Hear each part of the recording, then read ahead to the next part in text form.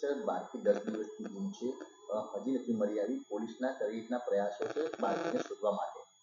એક શ્રમિક પરિવારના દીકરી લગભગ 10 વર્ષની છે અને 8 તારીખથી 8 ડિસેમ્બરના રોજથી સચિન જીઆઈડીસી એરિયામાંથી મિસિંગ છે. અને આ દીકરી જ્યારે ગઈ એના મા બાપ તરફથી જો પોલીસ સ્ટેશનને જ્યારે જાણ કરવામાં આવી, તાત્કાલિક તમામ ટીમો લોકલ પોલીસથી લઈને જો ક્રાઇમ બ્રાન્ચની પૂરી ટીમો લાગી ગઈ. અમે લોકો કરીબ અત્યાર સુધી કોઈ 1000 વધારે સીસીટીવી કેમેરાઓ જોઈએ આપણા ગુજરાત રાજ્યમાં, મહારાષ્ટ્રમાં અને મધ્યપ્રદેશમાં આ 3 જગ્યાએ અમે લોકો સ્કેન કર્યા જોઈએ.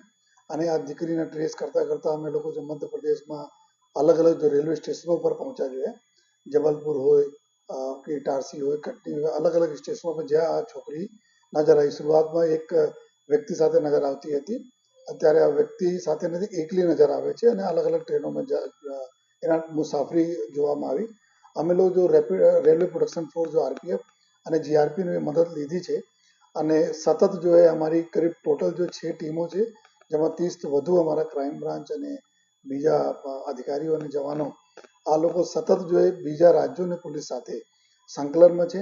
અને જેટલા બી આરપીએફ અને જીઆરપીની ટીમો છે જો આ લોકો બી અમને મદદ કરી રહી છે. જો અમે લોકો એક આ દીકરીનો જો વિડીયો પણ અમે બનાવે છીએ, પોસ્ટર પણ બનાવે છીએ. જો લોકોથી અપીલ કરીએ છીએ કે કોઈ પણ જગ્યાએ આ દીકરી નજર આવે તો તાત્કાલિક જો નંબર અમે આપીએ છીએ એના ઉપર જાણ કરે. અને અમે વિશ્વાસ છે જોઈએ કે અમે દીકરીને બહુ જલ્દી શોધી લઈશું. લેકિન આમાં એના શોધવામાં કોઈ કસર અમે લોકો બાકી રાખતા નથી.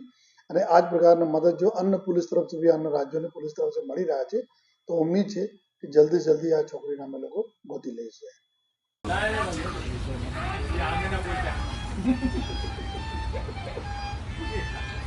નજીક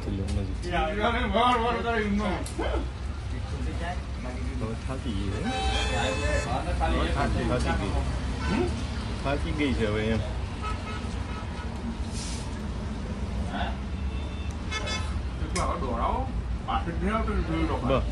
બંધ કર.